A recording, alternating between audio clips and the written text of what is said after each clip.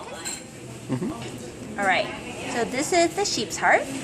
The first thing you do when you get your sheep's heart is you want to orient it and find the front versus the back, or the anterior versus the posterior. So the best way to do that is to look for the interventricular septum, which is the line dividing the middle of the heart. So here you notice the interventricular septum, and notice it's going in a diagonal manner.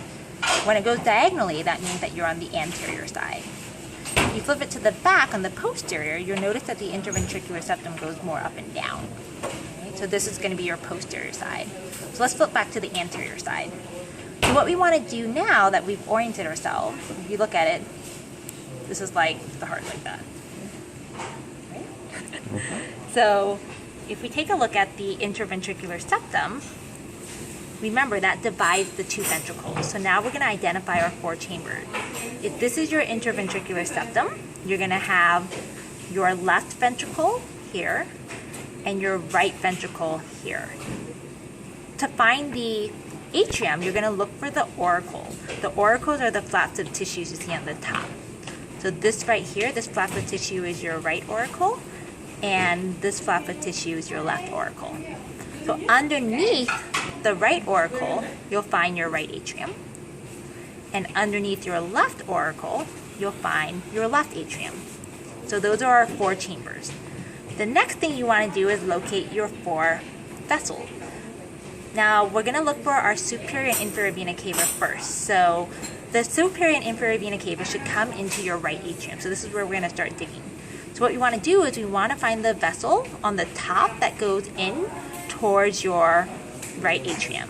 So the top one is going to be your superior vena cava. The trick to finding the inferior vena cava is that you punt around and try to push your probe out on the other side to locate your inferior vena cava. So again, the superior vena cava comes in on top, the inferior vena cava comes in on the bottom. Next, let's hunt for our pulmonary trunk. So if we look at the top and we're looking for the vessels, again, all of these openings, we want to hunt for the vessel that goes towards the right ventricle, because remember, the right ventricle pumps blood out through the pulmonary trunk. So this vessel right here, if we look in, is going straight towards the right ventricle. So this one is going to be your pulmonary trunk. The last vessel we want to find is our aorta. The aorta is going to be the thickest one. So if we take a look at the walls on the top, notice this wall right here is really thick compared to this one here, which is thinner. The thick wall vessel is your aorta. It's going to be your biggest one. So this right here is your aorta. Right? So again, we have superior vena cava and inferior vena cava going into your right atrium. We have your pulmonary trunk, which heads towards your right ventricle, and then we have your aorta with the thickest wall. And those are your four vessels. Now we're ready to look at the inside. On the inside, if you open it up, the first thing you want to do is orient yourself left from right. So the key to that is look at the outer walls. All right, take a look and notice which wall is bigger. This wall is bigger. That wall is thinner. The bigger wall is always going to be on your left side. So that means that this part of the heart is the left side and this part is the right side.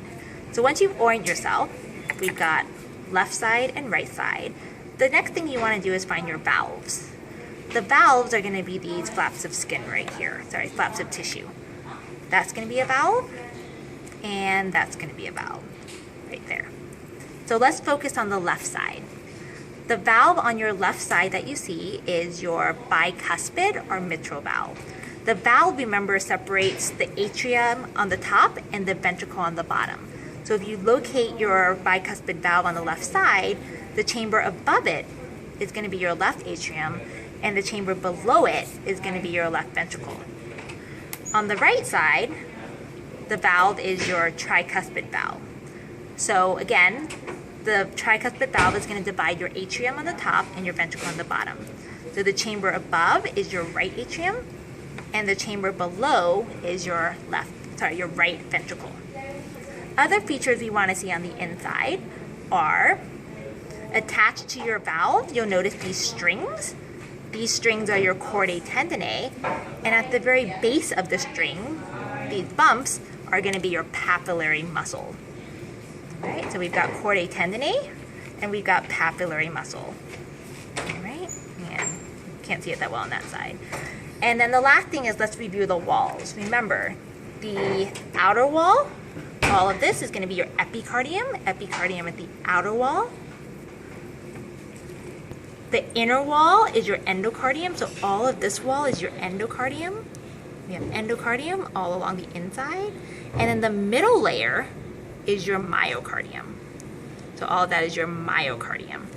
So again, epicardium on the outside, endocardium on the inside, and myocardium on the middle. And then the last thing we want to point out specifically is this wall in between your two ventricles. Remember, this is the right ventricle, this is your left ventricle. The wall coming straight down the middle is your interventricular septum. And I think, yeah, that's it. Thanks.